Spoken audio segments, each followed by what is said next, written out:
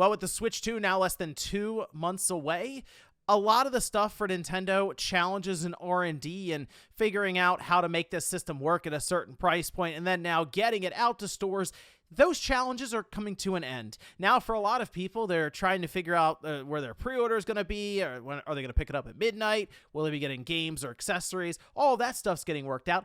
But on release, a new challenge begins for Nintendo, something that technically when they first released the Switch, they outright failed at because the system got blown wide open almost right away, and it's actually haunted Nintendo up until now, and in fact will continue to haunt them into the Switch 2's generation with the current Switch, and that comes down to the system itself being completely hacked, and it does make me wonder if Nintendo is up to the challenge here with the Switch 2, but let's go over that here today. So if you guys enjoyed this video, make sure you hit that like button and subscribe if you're new. So back when the Switch first came out, all right, it was discussed that they were going to be partnering with NVIDIA to make this hybrid system. There were questions about, oh, does the dock do anything? Does it have some sort of processor inside? And the Switch has to then rely on that in dock mode? No, everything was in the Switch system itself, which at the time when it was first being shown off, it was like on the Tonight Show at one point or something. It was kind of mind-blowing stuff to see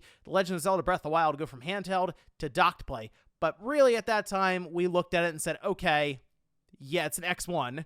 And then it came out, okay, it's just actually an X1. Like, there was no custom setup for it. And again, impressive stuff, but it all really made sense when we heard that there wasn't anything in that dock, that a lot of reliance was placed on what was a very, very well-known chip from NVIDIA that had a lot of documentation out there. And in fact, this stuff has really been covered at length now as to how the Switch got really completely hacked and blown wide open like a year into its life, and eventually that just started getting passed around exactly how to do it. And it really came down to, there's so much documentation on the X1. A lot of people who were really into this stuff and trying to hack the system, I think Fail Overflow was the first one that really showed it. They were able to look into the X1 boot process and find a vulnerability that really came down to you shorting 2 pins on the Joy-Con rail, which, again, conveniently were right there, able to get to without having to open the system, and then you're able to push a payload and unsigned code. Yes, I think at the time it was like tethered, but you just put the Switch into sleep mode. It wasn't a big deal. And then they were off to the races doing all kinds of stuff to the system, which, yes, included pirating games like crazy. I mean, how often do you see, oh, the Switch 2 game is leaked out? And then a day later, the next headline, this Switch 2 game is now just being passed around online. It's easy to download. It's leaked. People are data mining it. Those two things are linked. The idea that someone with a hacked Switch is able to then dump the game after it leaks out, and then it just spreads all over the internet. We see that for pretty much every big, even mid-tier Switch release. And, well, the issue Nintendo had was they got about 2 years into the generation before they were able to at least attempt a fix at this. And that was with the Mariko Switch that was through the Switch Lite, and then that red box system. That they were able to patch a vulnerability in the X1, and they also technically shrank the fabrication down to 16 nanometers, so it was at least enticing to people to even upgrade from their original Switch to the new red box one because it was just better battery life in general. And then, of course, the Switch Lite, it was just a cheaper alternative for someone who just prefers handheld mode anyway. So it did work to kind of take over things from that original Switch. The only issue, if you look at the first 2 years or so of sales, there's a little over 40 million systems that sold. So a little late there, the genie was kind of out of the bottle, and there were plenty of hackable Switches with no need to even remove a screw.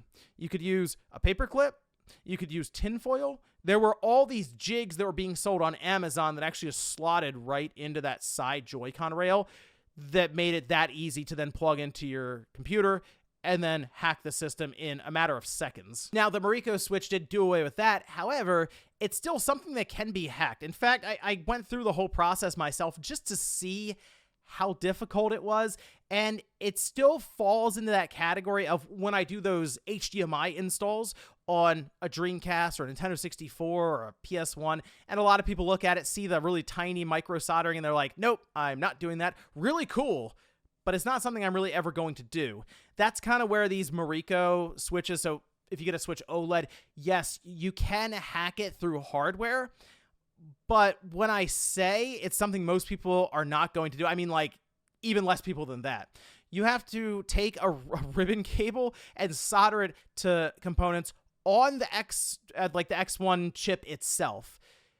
Yeah, it's, again, not really something most are going to do. And even then, you have to run wires around with a Raspberry Pi that just fits just right inside of the system. Even the one I did, which is a Switch OLED, it still has like kind of a bulge on the back where the Raspberry Pi is. So even that doesn't necessarily seat completely like perfect.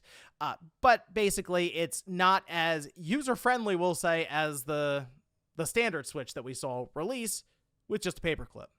So with that in mind, now going into the Switch 2, the question becomes, is Nintendo actually ready to release this? Well, I will say the Switch 2 has a lot going for it that original 2017 release model didn't, and that's that it is technically a new or customized chip, much more so than that X1. It's really kind of an unknown right now. Sure, there's stuff we know about it when it comes to like its closest its closest comparable. It's like a 2050 or something with NVIDIA. We know it's Ampere. The CUDA core count's been discussed. Frequencies are still kind of touch and go, but for the most part, it's not this obvious chipset like the X1 that was already on the market and you can look up documentation on. No, the T239 is indeed a customized chip that NVIDIA and Nintendo collaborated on, and I'm sure one of the first things Nintendo wanted to do was lock down security. That doesn't necessarily mean that the system itself won't be hacked at some point in time. However, looking at it now, coming off of this Moriko Switch, it would probably have to be something very similar to that. And it's most likely something that would not be developed and figured out probably several years into the life of the Switch 2, which is all these companies are really trying to do, is keep it so it doesn't get hacked to the point like we see with the Switch during its lifetime. When it's legacy, who really cares that much? Like, Nintendo's not going to be making money anymore off of the 3DS, so they probably don't care that much really about the H shop, okay, just as an example. Really, as long as they keep their current system locked down long enough to get through it and it becomes legacy, great. That was, in their mind, completely worth the R&D and the extra work that went into it. So I do think the Switch 2 will eventually get there, but based on what we're seeing now, even the PS5, while it has like a tethered sort of hack to it, it's still not something that's widespread. And I think in this case of the Switch 2, it would also be very similar, especially if you're soldering stuff in general, but also to the main chip itself. Few and far between will be doing that, people. So it's not something that I think Nintendo would be concerned about. However, there is one aspect that I'm curious about, and this could be the thing that trips them up a bit. The Switch 2 is operating through emulation and hardware for backwards compatibility. People I already see online are kind of pointing to that as, maybe there is a way in through that. It could be an older game that is maybe having some issues running on the system, and it's enough to run some sort of exploit to trick the system into then defaulting to unsigned code.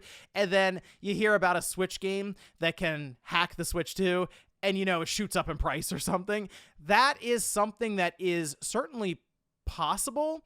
And as I've looked through some of the backwards compatibility lists that they have, while they have thousands and thousands of games that just work, there are some where it's like, you know, it works, but it has some weird issues here and there. And that right now is what a lot of people are looking towards, maybe to do some sort of exploit to then open the system up. The other aspect to this entire situation, of course, is emulation. Since throughout the Switch's life, very early on, we started to see emulators pop up that Nintendo was not happy about. It got to the point where they were trying to figure out ways to take these things down. They were infiltrating Discords. They were looking through source code, just trying to find that gotcha. And to Nintendo's credit, they were able to find quite a few of them.